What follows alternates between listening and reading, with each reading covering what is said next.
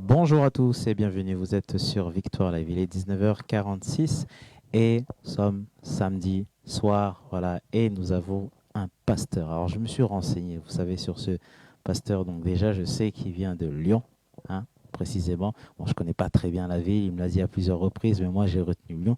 Donc, nous avons comme invité donc, le pasteur Omadi Samuel. Bonjour, pasteur, bonsoir. Bonsoir, frère David. Comment allez-vous? Tout va très bien par la grâce du Ouais. Tout-Puissant. Alors, tout va très bien. C'est mieux que tout va bien? Parce que là, Ah, je vois qu'il y a un trait qui s'est rajouté.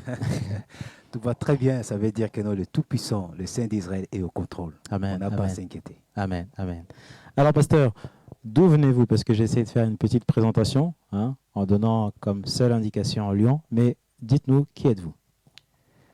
Je suis le serviteur du Tout-Puissant, Omadi Samuel. Donc, je viens de la ville de Lyon. Je travaille dans l'Assemblée israélite, les messagers, qui est à Lyon. D'accord. Donc, plus précisément à Lyon 7e. Lyon 7e, qui Oui, est une belle ville, hein, pasteur. effectivement. Ouais. Vous nous invitez quand même à Lyon un jour, Et hein? pourquoi pas? Et pourquoi pas? Et pourquoi pas, vous êtes les bienvenus. Ah, merci, merci beaucoup. Alors, je rappelle à tous les auditeurs que cette émission est en direct. Voilà. Et nous sommes dans l'émission Parlons ensemble. Alors, vous êtes venu avec un thème, pasteur. De quel thème s'agit-il?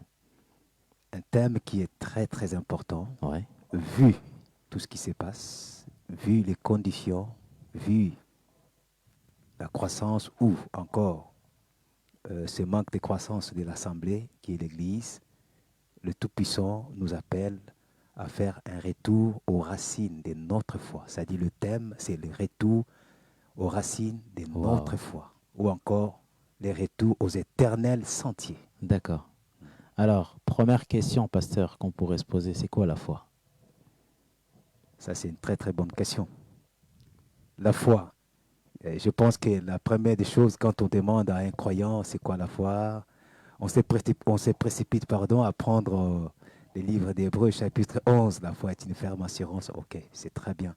Mais en fait, puisque nous parlons sur le retour aux racines de notre foi, j'aimerais bien parler de la foi dans toute sa simplicité. La foi, quand on parle de la foi, depuis la première alliance, ce qui est connu par l'Ancien Testament, les mots foi existent. Et ce mot foi en hébreu, c'est emuna. Et la emuna, c'est la fidélité. La fidélité à quoi? À la parole. C'est la confiance à la parole, c'est la persévérance à la parole. C'est-à-dire, quand on définit selon les racines hébraïques de notre foi, les mots foi et mona, donc on voit directement que non, la personne qui dit que non, j'ai la foi, en fait, c'est une personne qui adhère, parce que la émona, c'est aussi l'adhérence à la parole. C'est-à-dire, dans la simplicité, on peut dire que non, avoir la foi, c'est avoir l'adhérence à la parole du Tout-Puissant, la fidélité, la confiance ainsi que l'obéissance à la parole de notre Père. Amen. Wow. Voilà. Alors, la foi, elle s'apprend, la foi? Est-ce qu'il faut partir à l'école pour connaître la foi? Ça se passe comment? Il faut passer par le CP, CE1, CE2? Ah ben je pense que l'apôtre Paul nous parle et il nous explique que non, la foi, ça vient de quelque chose. D'accord. C'est-à-dire la foi vient de ce qu'on entend et Ouais. ce qu'on entend vient de la parole. Or, ce que moi je sais, nous apprenons jour après jour la parole du Tout-Puissant, notre Père. Et quand je lis les livres d'Hébreux, chapitre 6, on me dit que non, il y a ce qu'on appelle les enseignements fondamentaux ou encore voilà, le lait spirituel. La foi fait partie de ce qui est lait spirituel, c'est-à-dire c'est le maternel pour nous. D'accord. Ouais, ouais, ouais, ouais. C'est-à-dire on doit apprendre la foi pour être un vrai disciple. Ouais. Et la foi, ça s'apprend. C'est pas à l'école Gilles Ferry, mais c'est dans la parole. Il faut apprendre la parole. Voilà pourquoi il y a une importance des retours aux racines de notre foi. Apprendre la parole véritable qui affermit et qui édifie notre foi et non un évangile un peu détourné. Alors, pasteur, vous avez parlé de la racine. Alors, c'est quoi la racine? C'est d'aller à la base. Je prends par exemple l'exemple d'un arbre. Et forcément, un arbre a la racine.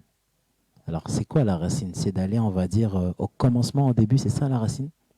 La racine, c'est la provenance de ce qu'on appelle les branches. D'accord.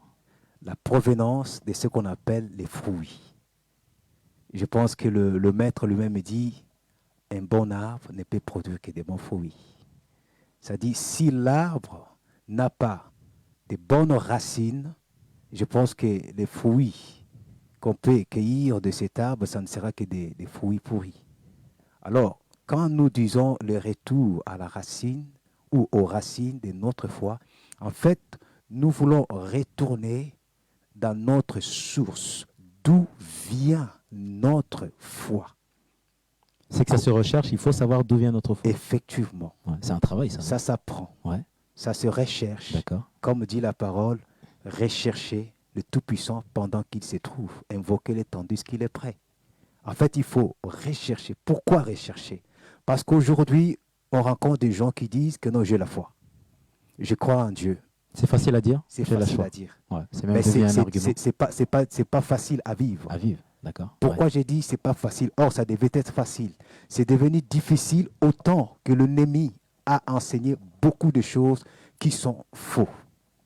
Il y a beaucoup de théories de remplacement. Quand il y a beaucoup de théories de remplacement, c'est-à-dire beaucoup de choses qui ne devaient pas être enseignées. Le diable est venu, il a semé l'ivraie. Et maintenant, il y a la confusion entre le blé et l'ivraie. Et beaucoup de gens qui ont un cœur sincère, ils vont embrasser directement les livrets à cause de sa facilité. Comme le Messie a dit, c'est une porte large, une porte si facile que tout le monde peut entrer et marcher librement. Parce que la porte étroite, c'est difficile. Or, cette porte étroite, où il y a peu de monde, c'est là qu'il y a les racines saintes de notre foi. Et les racines, quand on retourne dans les racines saintes de notre foi, qui est le noyau de notre foi, en fait, ça nous sépare des œuvres de ce monde. Ça nous fait un peuple distingué, un peuple séparé des choses de ce monde. Alors, si je comprends bien, ça veut dire que la foi nous rapproche de Dieu, c'est ça, en quelque sorte? La foi nous permet, comme définit le mot foi en hébreu, émona, l'adhérence. Adhérence, c'est-à-dire adhérer.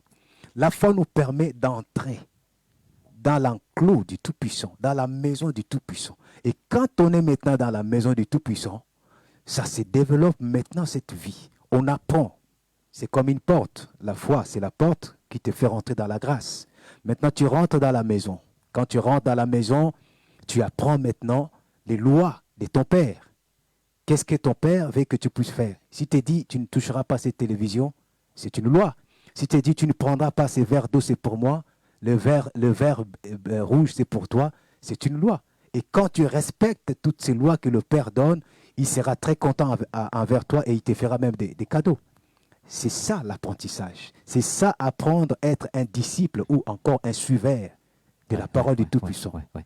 Alors, pasteur, excusez-moi, qu'est-ce que vous pouvez dire? Bon, il y a des auditeurs et des internautes qui commencent déjà à poser des questions. Une personne qui a peu de foi, est-ce que c'est une personne qui est attaquée ou pas? Une personne qui a peu de foi, ce n'est pas une personne qui est attaquée. Ça dépend qu'est-ce qu'on appelle peu de foi. Je pense que dans la parole, le Messie nous dit ceci, il dit, si vous n'avez ne fût-ce qu'une si petite foi, comme une graine de sénévé, vous pouvez déplacer les montagnes. C'est-à-dire, si on trouve une vraie adhérence dans le cœur d'une personne, même si cette adhérence est une petite, comme une graine de sénévé, mais c'est sincère et c'est conforme à la parole, ça va grandir. La foi, ça grandit. Par quoi? Par la parole. Plus je comprends la parole de mon Père, plus je retourne à ces racines de ma foi. Donc mieux c'est. Effectivement. Ouais. Oui. Effectivement. Alors, est-ce que c'est à ce moment-là que j'ai de plus en plus d'attaques, c'est-à-dire que l'ennemi, maintenant, ma foi grandit, mais est-ce que les épreuves, pasteur, sont encore plus dures? Est-ce qu'il faut encore plus ramer? Que dit le roi Salomon? Le roi Salomon nous dit dans le livre d'Ecclésiaste, je pense le chapitre 1 ou chapitre 2 au dernier verset, il dit, avec beaucoup de connaissances, on a beaucoup de chagrin. Or, la connaissance, que dit le maître Yeshua HaMashiach, appelé Jésus-Christ de Nazareth, il dit, vous connaîtrez la vérité et la vérité vous affranchira. Et cette vérité se trouve où? Dans la parole. C'est-à-dire, plus on connaît la vérité et que notre foi grandit au travers de cette vérité, plus le diable vient nous attaquer parce qu'il sait que non, ok, tu connais ceci, tu connais cela, maintenant il faut que tu puisses obéir. Parce que le livre de Romains nous dit, le Saint d'Israël ne prend pas seulement plaisir à ceux qui lisent la loi ou ceux qui écoutent la loi, mais il prend plaisir à ceux qui écoutent et qui mettent en pratique. C'est-à-dire, notre problème sera à ce niveau où je comprends, j'acquiers la connaissance, ça fait grandir mon adhérence, ça fait grandir ma fidélité, ça fait grandir mon assurance, parce que tout ça, ça veut dire la foi en hébreu. Et c'est là que le diable vient maintenant m'attaquer. Et en fait, mon attaque devient encore un peu plus dure. Alors, comment contrer, on va dire, ces attaques de l'ennemi? Comment contrer ces attaques? C'est Ouais. toujours par la parole. Toujours par la parole. Parce que la parole, en fait, les Saintes Écritures nous répondent dans toutes choses. Si on y va dans les livres d'Éphésiens, l'Esprit, par l'apôtre Paul, nous parle sur les armes du Tout-Puissant par rapport au combat spirituel. Là, il nous cite l'épée de l'Esprit. Il dit, prenez l'épée de l'Esprit qui est la parole du Tout-Puissant. Or, avec l'épée de l'Esprit, j'aurai la force de détruire les œuvres de l'ennemi, de détruire le piège de l'ennemi, et plus loin, encore plus loin, quand je regarde la prière du Maître, le Messie, dans Jean 17, verset 17, il dit, Père, sanctifie-les par ta parole est la vérité. C'est-à-dire, c'est cette même parole qui va nous aider à gagner la bataille contre l'ennemi. Pourquoi? Et si je peux m'expliquer. En fait, l'ennemi, quand il vient, qu'est-ce qu'il veut? Il veut que je tombe dans le péché. Oui. Il veut que je puisse souiller mon âme, mon esprit et mon corps. Donc, c'est sa mission. C'est la mission qu'il a. Effectivement, c'est Ok. sa mission. Pourquoi D'accord. sa mission? Parce qu'il Ouais. sait que le salaire du péché, c'est la mort. Ouais. Qu'on le veuille ou pas, le salaire du péché, c'est la mort. Ouais. Maintenant, pour vaincre le péché, c'est aussi mon adhérence, comment j'adhère dans la parole. Si je considère ce que le Messie dit dans Jean 17, il dit, Père, sanctifie-les par ta parole est la vérité. C'est-à-dire, le Père me sanctifie au travers de sa parole. C'est-à-dire, il suffit que j'écoute sa parole, que j'obéis à sa parole, ça me permet de me sanctifier, c'est-à-dire de me séparer de tout ce que l'ennemi pouvait faire, que ce soit les péchés, que ce soit les attaques. Ça me sépare de toute œuvre du diable. Pourquoi? Parce qu'il veut que je puisse mentir. Je regarde la parole, me dit, il ne faut pas mentir. Ça me sépare des œuvres de ce monde. C'est-à-dire, là encore, c'est toujours la parole qui joue un rôle fondamental dans notre vie. Ouais. Alors, pasteur, comment tenir constamment, on va dire, c'est-à-dire, parce que je reprends quand même, j'étais en communication avec pas mal d'auditeurs et d'internautes il n'y a pas très longtemps et on parlait de la foi. Et c'était un très bon débat, franchement, c'était en privé.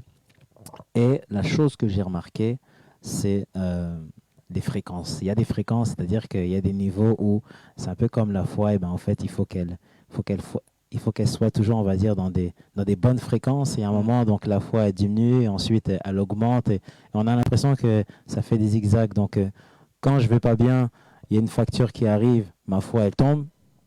Lorsque je veux bien, ma foi elle augmente. Alors ma question est la suivante, comment faire pour que cette foi-là, elle ne bouge pas, c'est-à-dire qu'elle reste toujours sur les fréquences hautes? C'est très bien cette question.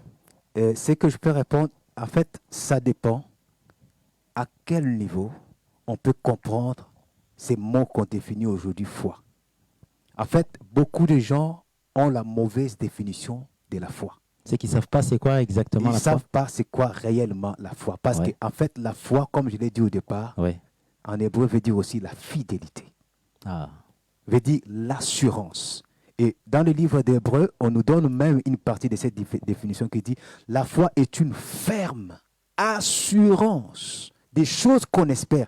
Comment une facture, juste une facture, peut embraler ma foi.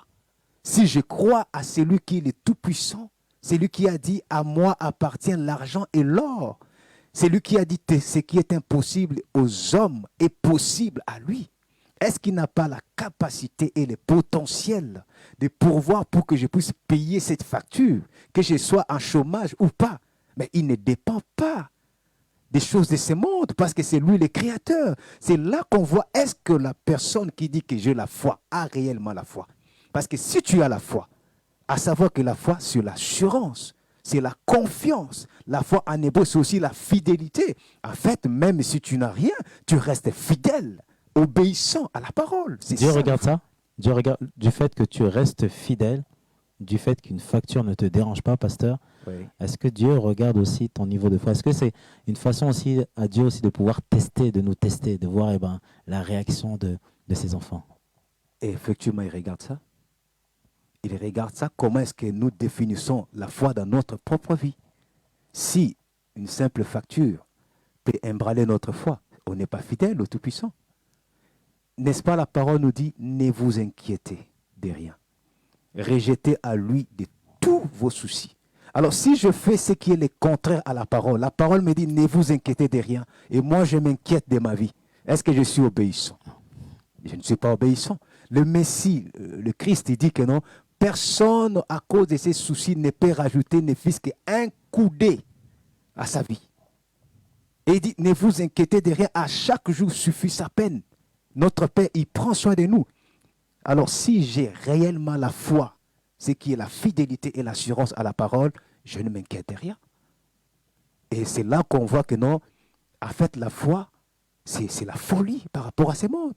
Et l'apôtre Paul dit, nous ne marchons pas selon la vue, mais selon la foi. En fait, c'est la folie. Là où les gens ont peur de coronavirus, ils vont mettre des masques et des gants. Moi, je dis, j'ai la foi, la confiance à la parole qui dit, 1000 tombent à ta gauche et 10 000 à ta droite, mais tu ne seras pas atteint. Ouais.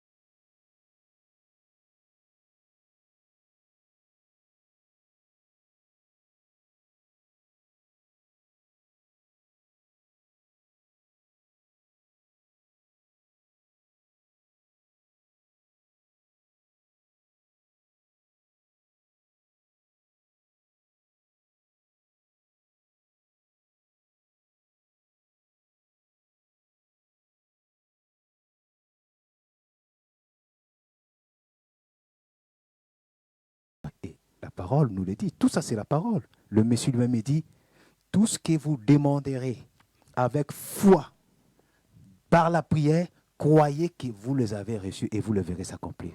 C'est la parole. Et l'enfant n'a appliqué que la parole. Et la parole a déclenché la guérison ou le miracle. C'est ce qu'on doit faire, pasteur? Tout Effectivement. dans la parole? Tout dans la parole. Mais si, ce n'est pas moi qui pose des questions aujourd'hui, mais si je retourne, je prends maintenant la veste de notre frère David, je me dis, bon, là on est en France, Ouais. je pense que pour prendre la voiture, conduire la voiture, il faut avoir le permis. C'est ça, exactement. Pour obtenir le permis, il faut connaître le code de la route. Ouais. Il y a Et tout. le code de la route, c'est quoi? C'est des lois. Ouais. Si la police attrape un frère ou une sœur qui n'a pas le permis, qu'est-ce qu'il va faire? Il va arrêter le frère ou la sœur. Effectivement, c'est comme ça. Avec notre Père aussi. Il nous faut apprendre la parole, savoir comment marcher avec lui. Et c'est ça qui fait nourrir notre foi. Ouais, ouais, ouais. Et c'est ça qui plaît à notre Père. Ouais. Alors, pasteur, maintenant, si j'ai du mal, parce que, ok, bon, c'est la parole de Dieu, mais si j'ai du mal vraiment à rentrer dans la parole, par manque de temps, par, je sais pas, je suis peut-être occupé, et peut-être j'ai pas le temps, pasteur, de lire la Bible. Alors, qu'est-ce que je dois faire pour retourner, au fait, les choses, pour que je puisse maintenant constamment lire la parole de Dieu? Parce que rentrer dans la parole, qu'est-ce que ça veut dire? C'est la lire tout le temps, à chaque seconde, à chaque minute. Je prends de plus en plus de temps. C'est quoi, pasteur, lire la parole? On a toujours un temps. Dans le sens, si je prends ne fût-ce que 10 minutes pour lire la parole et que je dispose mon cœur, moi je conseille toujours aux frères et sœurs de ne pas prendre la parole du Tout-Puissant comme un simple livre, un simple roman qu'on peut lire. Non. Je peux avoir seulement 5 minutes. Mais pour ces 5 minutes-là, je préfère d'abord prier au Tout-Puissant. Recommander ces 5 minutes entre ses saintes mains et que son esprit me guide dans ce que je vais lire, dans ce que je vais méditer, pour connaître et comprendre qu'est-ce qu'il veut me dire. Il ne suffit pas de prendre 1 heure, 2 heures. On peut le prendre si on a le temps, mais si on n'a pas le temps, 5 minutes me suffira pour retenir quelque chose que l'esprit veut me dire. Et après, quand je marche, je peux méditer cette parole. En méditant, l'esprit est illimité, l'esprit du Tout-Puissant est illimité. Il va m'ouvrir une connaissance au travers de la méditation, une compréhension qui me poussera à craindre le Dieu Tout-Puissant. Ouais, ouais. Pourquoi aujourd'hui, on voit il n'y a plus de crainte de Dieu dans nos assemblées ou dans nos églises? Excuse-moi, frère David, c'est très important que je puisse te dire ça. Ouais, ouais. Parce que le peuple de Dieu qui Ouais. vient dans des églises, dans des assemblées, Ouais. met à côté la parole. Ils oublient que Yeshua ou Jésus a dit, une maison qui est posée sur le sable ne peut résister aux tempêtes, à la pluie, ainsi de suite. Mais une maison qui est bien posée sur le roc qui est la parole ainsi, avec ses racines, Donc c'est solide, c'est costaud, ça ne solidement bouge pas. posé, Ouais. inébranlablement Ouais. posé. C'est-à-dire, quand il y a le vent ou le tourbillon, ça reste. En fait, c'est cette parole. Amen. Et ce que je voulais dire, c'est quoi? Beaucoup viennent dans des églises parce qu'ils ont besoin d'un miracle, parce qu'ils ont besoin d'une guérison, parce qu'ils ont besoin d'une prophétie. Et ils ne donnent plus le temps à la parole. Ça veut dire qu'on passe à côté? À côté. Ouais. À côté, pourquoi à côté? Parce que c'est écrit. Ce n'est pas le miracle, ce n'est pas la guérison, ce n'est pas la prophétie, ce n'est pas des visions qui nous octroient le salut. Or, tous ces dons-là nous sont donnés pour nous aider à être édifiés pour le salut. Mais la parole demeure le seul et l'unique fondement solide qui nous donne le salut, qui nous maintient le salut jusqu'à la fin quand le Messie reviendra. Amen. C'est-à-dire dire que je ne trouve même pas 5 minutes Ouais. pour lire ou méditer la parole. C'est qu'il y a un problème. Mais il y a un problème. Ouais. Comment je mange, comment je bois pour nourrir ce corps qui est le temple Ouais, ouais. de l'Esprit Saint. Ouais. Et je ne nourris pas mon âme pendant 3 mois. Il y a un problème. Il y a un problème. Ouais. Un grand problème. Ouais, ouais.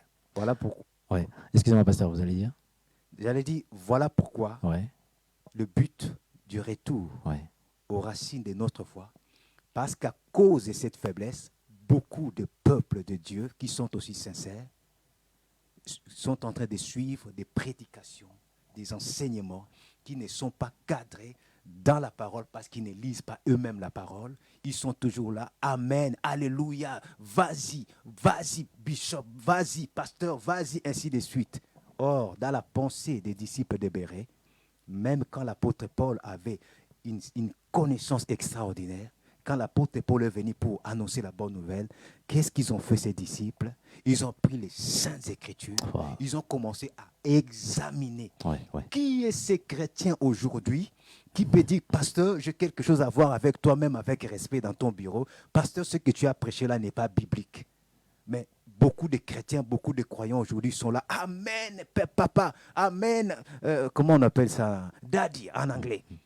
Et beaucoup aiment ça. Amen, Daddy. Prêche, prêche. Examinons les Saintes Écritures et retournons aux racines saintes de notre foi, la parole. Ouais. Alors, pasteur, moi j'ai une question à vous poser. La foi, un chrétien sans foi, un enfant de Dieu qui n'a pas la foi. D'où vient le problème? Un enfant de Dieu sans foi, déjà, C'est qu'il n'a pas connu l'épreuve?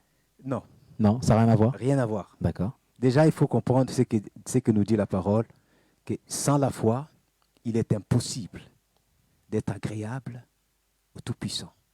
C'est-à-dire, sans l'adhérence, sans la fidélité, sans l'assurance, il est impossible de lui être agréable. Alors, si quelqu'un dit que non, je suis un chrétien, je suis un croyant, mais je n'ai pas de foi, il faut revoir les fondements de la vie de cette personne.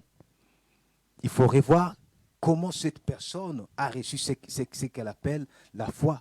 Parce que je ne peux concevoir mon frère David, je ne peux concevoir quelqu'un qui s'appelle croyant. Il y a bien les mots en français, croyant, qui croit, et dire que non, je n'ai pas de foi. Parce que être croyant et manquer de foi, ce n'est pas cohérent. Si cette personne dit que je suis croyant, mais je n'ai pas de foi, ben c'est qu'il croit à autre chose. C'est là qu'on verra que non, beaucoup de gens qui disent croyants, qui se disent croyants, qui se disent chrétiens, qui se disent disciples, mais en train de vivre comme des païens. Et quand on regarde, effectivement, cette personne n'a pas de foi. Mais c'est grave. C'est très grave. Ouais. C'est très, très grave.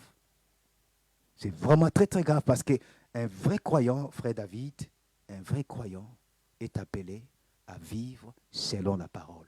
C'est ça la base de sa croyance ou de sa foi. Tu vois, quand on regarde dans les épîtres, la parole nous dit, rajoutez à votre foi la connaissance. C'est-à-dire, on a l'adhérence, on entre dans la maison du Père, mais la parole ne nous dit pas de rester sur le même point quand on était rentré dans la foi, ou de stagner, ou de tourner en rond. Mais la parole nous dit, rajoutez à votre foi la connaissance. C'est-à-dire, on doit rajouter, on doit toujours avancer. Et l'apôtre Pierre dit, plus tard, il dit, la personne qui néglige tout ce que j'ai cité, en fait, met en oubli ses autres péchés. Ouais. Tu vois, frère David, donc, on a besoin de cette parole pour demeurer dans la foi. Amen. Alors, pasteur, une autre question. Est-ce que la foi se transmet? C'est-à-dire qu'il peut y avoir des frères et des sœurs qui ont des bonnes foi, et peut-être un autre frère et une autre sœur qui n'a pas une bonne foi, sa foi est un peu faible. Est-ce que le fait de s'entourer de personnes qui sont constamment en relation avec le Saint-Esprit peut aussi, d'un côté aussi, m'influencer et connaître ce Dieu? Là, je pense que tu touches un point qui est très, très important dans cet enseignement que le Père m'a donné sur le retour aux éternels sentiers ou le retour aux racines de notre foi. Pourquoi je dis ça? En réalité, frère David, la foi se transmet, effectivement. Je peux citer d'où vient la foi. En fait, quand on regarde la chronologie biblique, on a Adam et Ève qui ont donné naissance à Caïn et Abel. Caïn qui va tuer son frère Abel. Et la parole nous dit que le Tout-Puissant donne un fils qui s'appellera Seth. Et dans le temps de Seth, Seth avait la foi. La foi à la parole du Tout-Puissant, et il a obéi. Et Seth a transmis sa foi à qui? À Enoch. Enoch qui sera enlevé au ciel. Enoch a transmis à qui? À Noé. Noé va transmettre à Hébert. Hébert transmet à qui? À Sem. Donc ça ne s'arrête pas. Noé transmet à Sem, Sem transmet à Hébert, et Hébert, à son époque, nous voyons la naissance d'un fils qui s'appellera Abraham. Et qu'est-ce qu'on dit? Abraham est le père des croyants.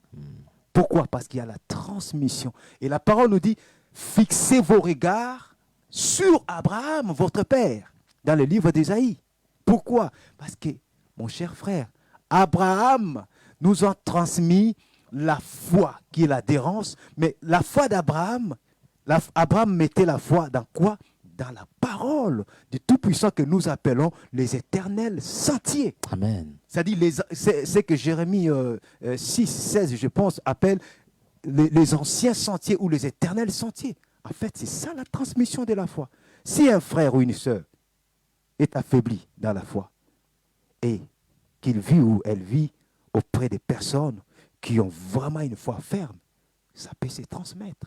Donc, aider une personne qui, on va dire, est un peu instable dans la foi en la guidant, en priant. Comment ça se passe? Je prie pour la personne? Pas forcément prier. Ouais. Prier, c'est une possibilité. Ok. En dehors de prier, nous avons ce qu'on appelle l'exhortation. Alors, c'est quoi l'exhortation, pasteur? L'exhortation. Ouais. Je donne un exemple. Ouais. Comme tu avais donné l'exemple de facture. Ouais. Je vois un frère, à cause d'une facture de loyer qui est emballé dans la foi. Il dit, mais non, qu'est-ce que je peux faire? Moi là, je veux mourir, on va me chasser à la maison et tout ça. Mais si ma foi est ferme, mais je lui montre où? Seulement dans les Saintes Écritures, tous les miracles que le Saint d'Israël a fait. Comment il a ouvert une route propre et juste au milieu de la mer Rouge, sans pourtant utiliser des tracteurs. Comment il a emballé toute l'armée égyptienne engloutie dans la mer. Et tous ces miracles, toutes ces paroles, c'est pour affermir notre foi. Et je peux exhorter ses frères et prier avec ses frères pour lui dire que non, c'est lui qui a dit que non, rien ne lui est impossible. Il peut faire un miracle pour toi. Il peut pouvoir pour toi. Et ça peut encourager le frère. Amen. C'est-à-dire que Dieu, pardon pasteur, Dieu peut nous utiliser, nous, pour booster la foi de n'importe qui? Exactement. Wow. C'est ça même le but de la foi. La transmission, fortifier, relever ceux qui sont fatigués, qui se tiennent vraiment dans la vraie foi. C'est ça même le but. Ouais. Alors pasteur, à l'église, est-ce que vous parlez souvent de la foi? Est-ce que vous avez un thème favori?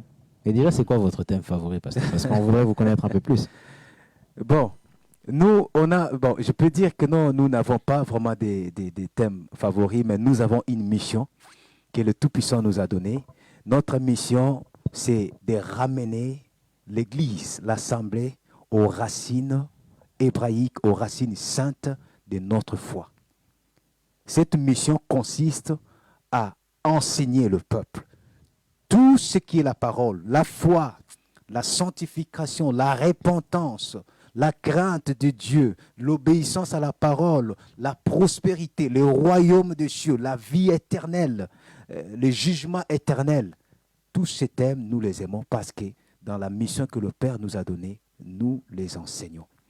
Et en enseignant tous ces thèmes, si je peux répondre les contraires de la question que tu m'as demandé, ce que nous haïssons, c'est le faux évangile de la prospérité, de l'élévation, des miracles, des guérisons, sans la repentance ni la sanctification. Et ça, nous sommes contre ça. Et nous prêchons au peuple pour le faire sortir de ces genres de faux évangiles et les ramener dans le vrai évangile du royaume des cieux, qui est caractérisé dans les enseignements tels que la repentance du péché, la sanctification, la crainte de Dieu, l'obéissance, ainsi de suite. Wow. Je suis allé un peu plus loin, non? Non, ça va, pasteur, maintenant on vous connaît bien. Très très bien, nous sommes toujours en direct sur Victoire Live. Voilà, il est 20h20, il nous reste 20 minutes. N'hésitez pas si vous avez des questions. Et le thème de cette émission, c'est le retour aux racines de notre foi. Pasteur, la foi, c'est la base. Voilà. Il y a d'autres thèmes aussi comme l'amour, le pardon. Et on voit qu'il y a des thèmes, on va dire, qui sont vraiment très, très, très importants. Et ma question est la suivante, est-ce que dans nos églises, on nous apprend réellement la foi? Parce que si on revient aux racines, c'est-à-dire que l'église doit aussi nous enseigner. Voilà. Les pasteurs aussi doivent aussi donc nous parler de tout ça, pasteur. Mais est-ce que l'église d'aujourd'hui, voilà, je parle de l'église en général, des fois, il n'y a pas assez d'événements sur la foi. C'est-à-dire, en fait, ce serait bien, pasteur, si on avait des événements où, partie 1, les racines de la foi. événement 2, où on rentre un peu plus sur comment garder la foi. Pasteur, on a besoin aussi de ces Effectivement. événements-là. Voilà. Alors, est-ce que pour vous, vous pensez qu'il faudrait que nos églises rentrent un peu plus dans les détails au niveau de certains thèmes pour que, pasteur, nous aussi, nous puissions, on va dire, mieux comprendre les sujets? C'est important. Effectivement. Pendant que tu parlais, je pensais même à un passage que beaucoup de nous passons à côté. Frère David, tu connais bien le passage quand le Messie dit, quand viendra le Fils de l'homme, trouvera-t-il quoi? Ouais, La foi. la foi. Mais pourquoi il s'inquiète de la foi? Il faut se poser une question. Pourquoi, par rapport à son retour, il s'inquiète de la foi en posant la question, mais quand il reviendra, est-ce qu'il trouvera la foi? En fait, parce qu'il sait que sans la foi, il est impossible d'être agréable au Tout-Puissant. Parce qu'il connaissait bien, en fait, la signification de la foi, qui est adhérer à son Père, adhérer dans la parole de son Père. Et comme tu as dit, il y a des thèmes tels que amour, tels que autres thèmes. Moi, je te dirais, mon cher frère,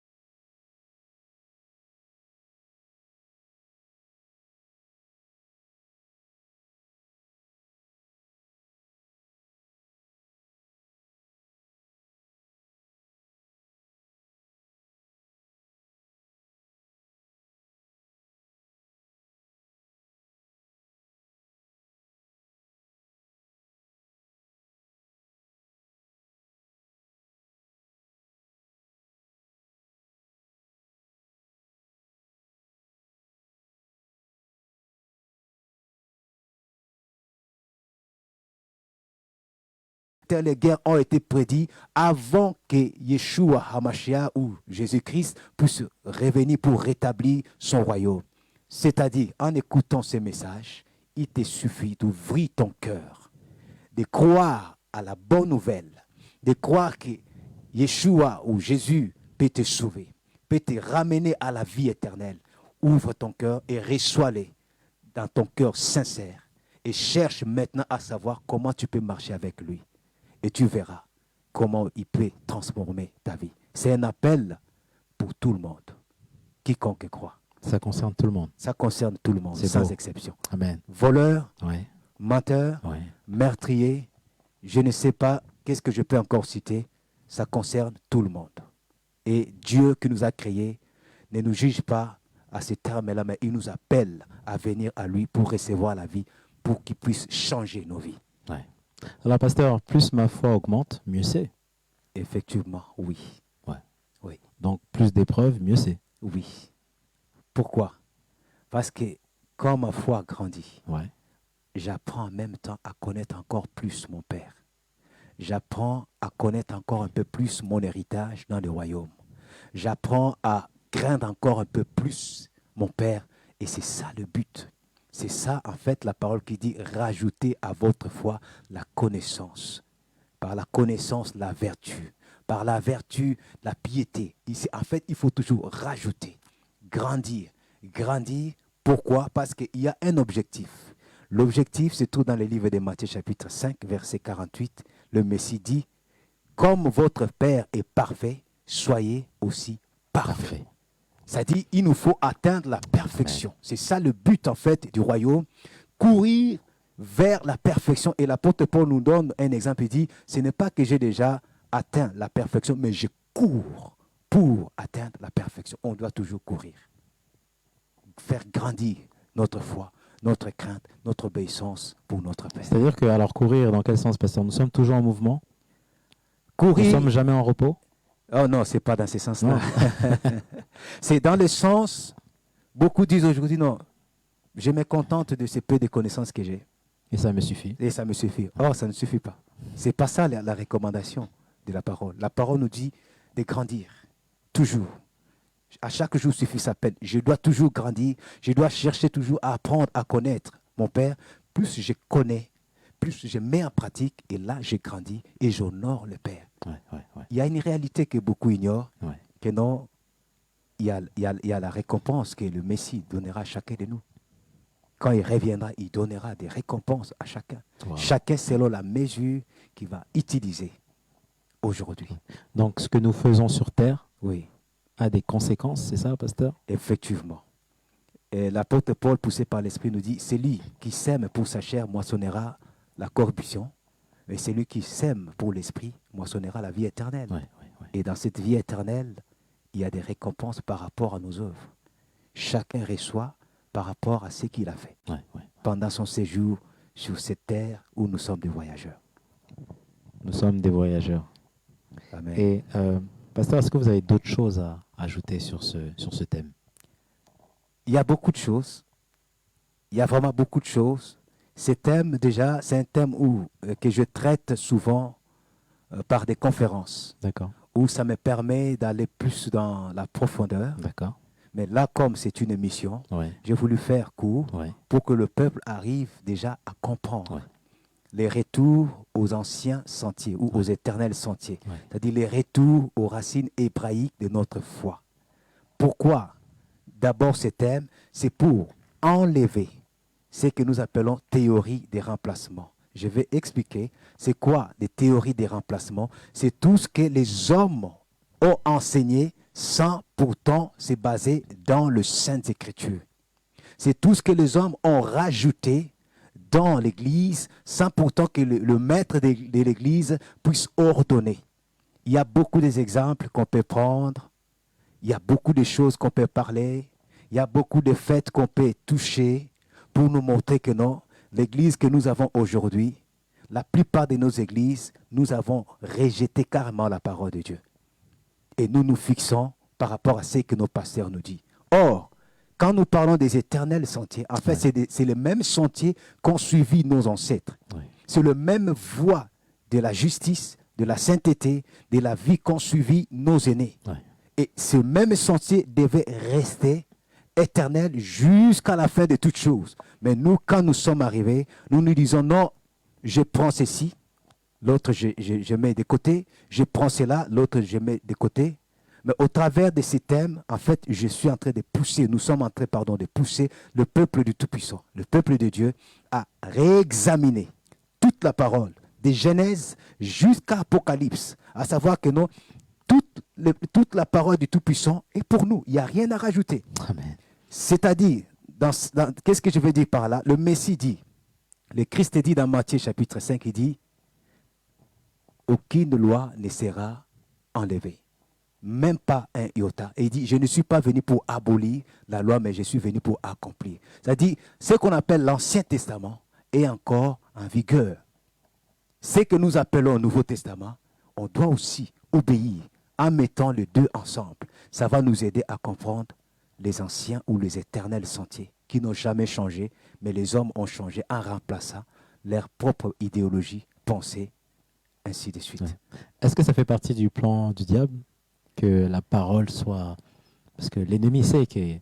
Ok, il connaît la parole, l'ennemi. Effectivement, oui. Ouais. Et il connaît les versets, pasteur. Ouais. Effectivement, oui. Est-ce qu'il va profiter, c'est-à-dire de ces petits découragements qu'on peut avoir, de cette foi qui commence à disparaître, pour maintenant réapparaître, en disant comme quoi, ben regarde, dans cette épreuve, Dieu t'a pas t'aidé. Voilà, Dieu a été absent, mais moi je veux t'aider. Est-ce que l'ennemi il joue sur ces petites choses, pasteur? Il n'y a pas que l'ennemi jouait sur ces petites choses, mais nous voyons l'accomplissement de la prophétie. Pourquoi je réponds par ça? En fait, il y a deux passages que je peux citer ici.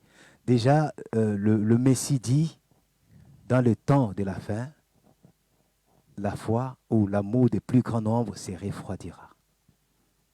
Ça, c'est l'apostasie. Et l'apôtre Paul, plus loin, il dit, avant le retour du Messie, on doit voir, ici, l'apostasie. Deux, l'apparition de l'homme du péché. Alors, il cite ces choses-là. Maintenant, pourquoi je réponds par ici? Je vais juste toucher le mot que la prophétie cite, l'apostasie. L'apostasie du grec apostasia. Que veut dire apostasia? Apostasia veut dire l'éloignement de la vérité ou l'éloignement de la parole du Tout-Puissant. En fait, nous vivons l'apostasie. Déjà, l'apostasie est là. Ouais. Beaucoup de nos églises sont titrées comme l'église de Laodicée. Où il dit, voici, je me tiens à la porte et je frappe. Si quelqu'un entend ma voix qui l'ouvre, j'entrerai chez lui, je souperai avec lui. La question que je pose toujours dans nos églises, comment le maître de la maison, le Christ, qui est le maître de la maison, qui devait être à l'intérieur, mais il se retrouve à l'extérieur et il frappe. Ça dit, il y a l'apostasie. Et pourquoi cette apostasie? Parce que le diable, comme tu m'as posé la question, en fait, le diable est en train de jouer son rôle.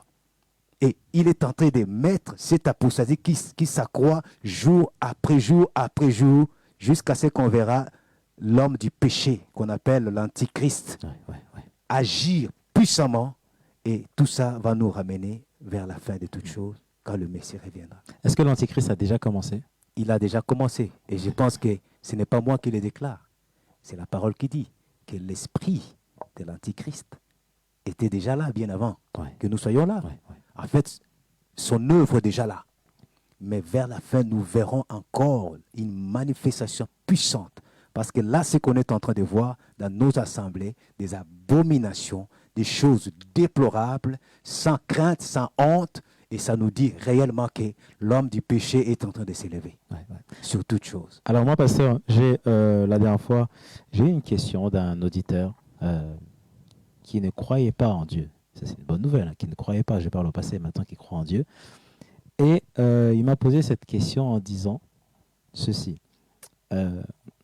Quand il ne croyait pas en Dieu, il regardait c'est-à-dire qu'il essayait deux fois de rentrer dans les églises juste pour voir le comportement. Juste pour voir si les frères et sœurs étaient honnêtes. Alors il disait, ce qu'il voyait, il était bien reçu, il était bien accueilli. Mais lorsque ce frère-là ressortait de l'église et allait maintenant rencontrer en fait, ces personnes à l'extérieur de l'église, il se disait, mais attends, il y a un problème. Parce que ces mêmes personnes à l'église, ok, Dieu est grand, Dieu est amour, il chante, il loue. Mais lorsque ces personnes-là sont en dehors de l'Église, c'est pas la même image. Alors, pasteur, un tel frère aujourd'hui qui a donné sa vie à Christ, il disait comme quoi, eh ben, ça l'a découragé. Il ne voulait pas entendre parler de Dieu et il ne croyait pas en Dieu. Pasteur, est-ce que vous pensez réellement que le comportement, parce que c'est grave, on est à l'église, ok, on proclame Dieu est grand, Dieu est bon, on sort de l'église et là on fait tout l'inverse, mais pasteur, c'est qu'on n'a pas compris. Ok. Moi, ce que je comprends dans tout ça, je reviens toujours à la parole. Qu'est-ce que le Messie dit? Vous êtes la lumière. Nous sommes la lumière du monde, puisque lui-même, il est la lumière. Alors, il dit que votre lumière puisse briller.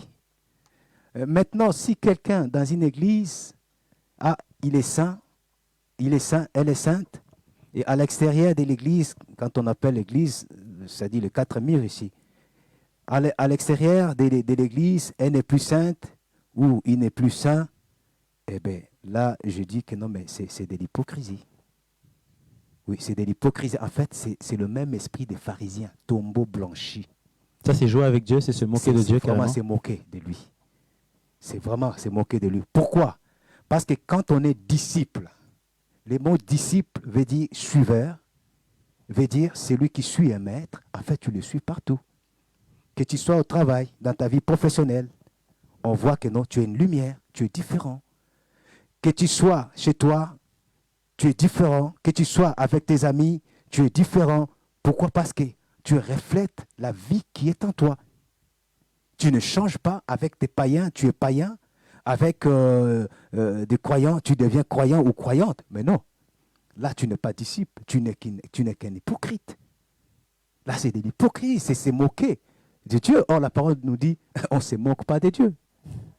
On ne se moque pas de Dieu. Et c'est très, très dangereux. Pourquoi? Parce que si cette personne cherchait sincèrement à connaître et à comprendre, et là, qu'est-ce qui se passe? Comme dit la parole, on devient une occasion de chute pour une telle personne, on lui bloque karma la porte. C'est totalement ce que les pharisiens faisaient. Quand le Messie dit, vous n'entrez pas vous-même et vous empêchez les autres d'entrer. Race de vipères. Oh. C'est-à-dire que, pour revenir sur ce garçon, si maintenant c'était l'inverse, eh ben, on aurait pu lui transmettre la foi. C'est ce qu'on a dit tout à l'heure. Le but de la parole et de la foi, c'est la transmission de génération en génération. Parce que Dieu a voulu avoir une famille. Il a toujours voulu avoir une maison. Et sa maison, c'est nous. Son peuple, c'est nous. Et notre but sur cette terre, il faut savoir, il y a 2 maisons sur cette terre. Il y a 2 royaumes pour le moment. Nous faisons partie du royaume de Dieu, mais il y a le royaume du diable qui est tenté de dominer encore ce monde. Nous, notre but, c'est de transmettre l'héritage de notre Père. Alors, si on n'arrive plus à transmettre l'héritage de notre Père, on commence à transmettre l'héritage du diable.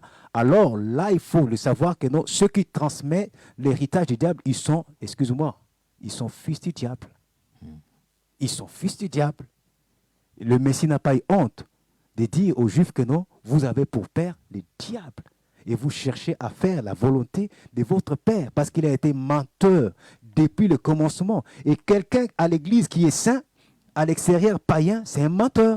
Et il est fils ou elle est fille du diable.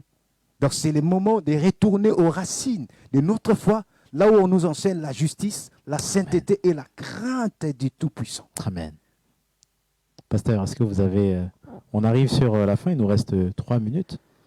Est-ce que vous avez d'autres choses à ajouter? Alors, je rappelle que nous sommes en direct sur Victoire Live, voilà, et le thème de cette émission, c'est le retour aux racines de notre foi. Et nous avons comme invité, voilà, maintenant c'est un pasteur qu'on connaît très bien, voilà, parce qu'on a beaucoup d'informations, le serviteur Omadi Samuel. Alors, pasteur, il nous reste quelques minutes avant de clôturer cette émission. Le seul conseil que je donne tout le temps à ceux qui croient déjà et à ceux qui nous suivent, qui ne croient pas encore, déjà je commence à ceux qui ne croient pas encore, qu'ils sachent que non, Elohim, Dieu, notre Père, les aime. Et qu'il a donné son Fils pour vous et moi, pour que nous ayons un Père qui nous aime et qui veut partager des bonnes choses, qui veut consoler nos cœurs, qui veut nous fortifier quand nous sommes faibles, qui veut nous relever quand nous sommes tombés. et qui veut nous donner la vie éternelle. Il suffit de croire à son Fils, le Messie, Yeshua, Jésus-Christ de Nazareth, qu'il a envoyé pour nous tous. Et deuxièmement, je parlerai aux croyants. Je vous parle comme mes frères, je vous parle comme mes sœurs, s'il vous plaît. Ne soyons plus naïfs, ne soyons plus naïfs. Je sais que des années et des générations, l'Église ou les assemblées ont eu les habitudes de dire Amen sans pourtant vérifier les Saintes Écritures. Voyez, le temps que nous sommes est très très difficile. Nous avons besoin de rassurer notre salut. Que personne ne vous mente en disant que non, il suffit de croire en Jésus-Christ, même si tu vis dans tes péchés, tu as le salut. Non. Attention, on peut perdre son salut si on ne conserve pas son salut dans la pureté, dans la justice, dans la sainteté du Tout-Puissant. Car sans la sanctification, personne ne peut voir le Saint d'Israël qui est saint. De ce fait, je fais appel à tous les croyants de recourir encore à la lecture, à la méditation et à l'étude de la parole pour chercher à savoir à quoi tu mets ta foi et tu obéis à quelle parole.